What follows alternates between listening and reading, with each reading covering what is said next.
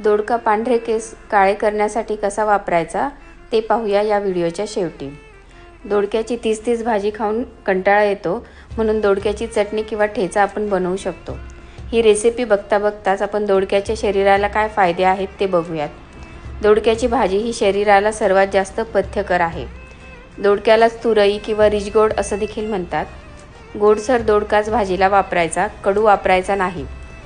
दोडका हा थंड आहे आणि पचायला हलका आहे, त्यामुळे साहजिकच हा पित्त कमी करणारा आहे, कफपित्ताचे आजार बरे करणारा आहे। भूक लागत नसेल, तोंडाला चव नसेल, ताप आला असेल, पचन नीट होत नसेल, त्वचेचे आजार असतील तर दोडक्याची भाजी खावी। लिपिड लेवल हा कमी करतो, त्यामुळे हृदयाला टॉनिक आहे। हृदयाचे आजार असणाऱ्या लोकांसाठी ही अतिशय पथ्यकर भाजी आहे।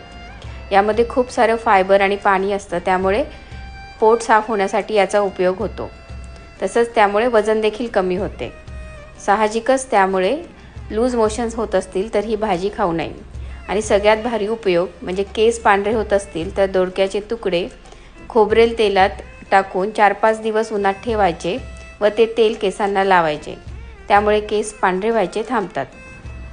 तर असा हा दोडका सगळ्यांचाच लाडका व्हायला पाहिजे।